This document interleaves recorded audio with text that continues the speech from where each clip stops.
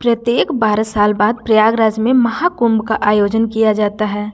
इसमें भक्तों की भीड़ के साथ साधु संतों का जमावड़ा लगता है। इस मेले का मुख्य आकर्षण पेशवाई को माना जाता है। आइए जानते हैं इसके बारे में विस्तार से।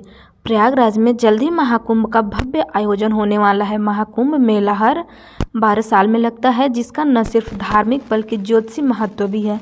इस साल यह मेला 13 जनवरी से आरंभ होकर 26 जनवरी 2025 महाशिवरात्रि के दिन तक चलेगा। 45 दिनों तक चलने वाले इस महाकुंभ मेले की तैयारी जोरों शोरों से चल रही है और प्रयागराज में इस मेले की बहुत बड़ी धूम है। इस मेले में न सिर्फ भारत के बल्कि पूरी दुनिया के श्रद्धालु की भीड़ उमड़ती है और भक्त त्रिवेणी में शाही स्नान करते हैं। महाकुंभ में भारी संख्या में साधु संत पहुंचते हैं, जिसके बिना इस आयोजन को पूर्ण नहीं माना जाता है। इस दौरान नागा साधुओं का आगमन मुख्य माना जाता है। महाकुंभ में साधु संतों की पेशवाई के बाद ही शाही स्नान का शुभारंभ होता है। इस मेले में कई अखाड़े के साधुओं की पेशवाई होने के साथ मेले की शुरुआत होती है। आइए आपको बताते हैं क्या होती है महाकुंभ में साधु संतों की पेशवाई और ये जरूरी क्यों माना जाता है। महाकुंभ में कई अखाड़ा के साधु एकत्रित होकर शाही स्नान करते हैं। वैसे तो अखाड़ा शब्द कुश्ती से जुड़ा हुआ है, लेकिन जब हम महाकुंभ की बात करते हैं तो साधु संतों के समूह को अखाड़ा नाम से बुलाया जाता है। इस तरह को टोलियों को अखाड़ा नाम देने के पीछे भी एक प्राचीन कहानी है, जिसका आज भी जिक्र किया जाता है। दरअसल आदि गुरु शंकराचार्य ने 8वीं सदी में सनातन धर्म की रक्षा के लिए सभी साधु संतों और तपस्वियों को एकत्रित करने के प्रयास किया और उन्होंने इन सभी के झुंड को अखाड़ा नाम दिया। अखाड़े की स्थापना करने का उद्देश्य मात्र इतना था कि सनातन धर्म को बढ़ावा मिले और इसका कभी भी समापन न हो सके। ऐसा माना जाता है कि आज भी अखाड़ा के साधु संत न सिर्फ बुद्धि कौशल से निपुण होते हैं, बल्कि वे शास्त्रार्थ में भी अन्य लोगों के आगे होते हैं। अखाड़ा को साधुओं को सनातन धर्म का पूर्ण ज्ञान होने के साथ वे इस धर्म को बढ़ावा देने का भी प्रयास करते हैं।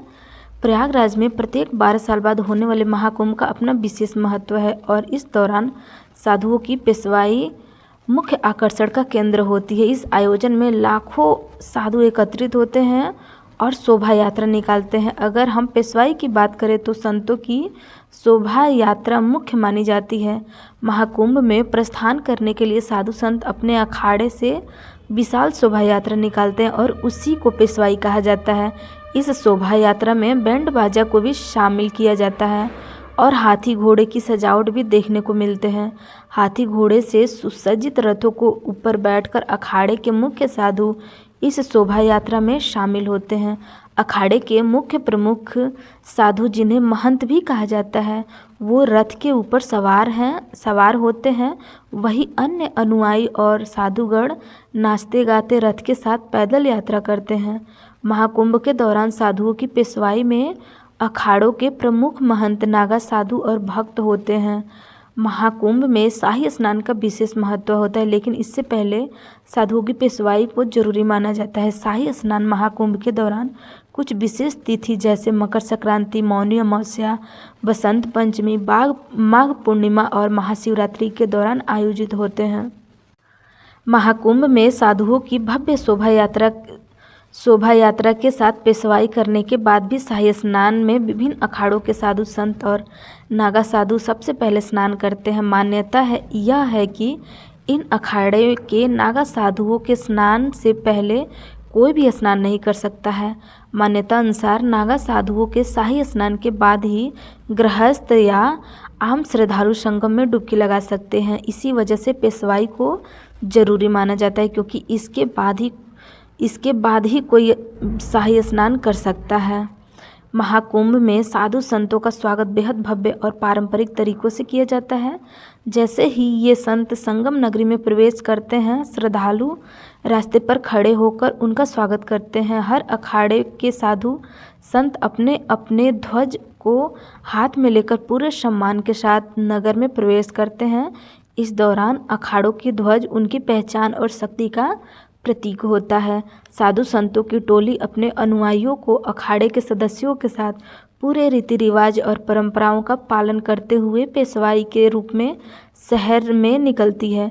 महाकुंभ का यह दृश्य किसी उत्सव से कम नहीं होता है, जहां श्रद्धालु साधु संतों के दर्शन के लिए उमड़ पड़ते हैं।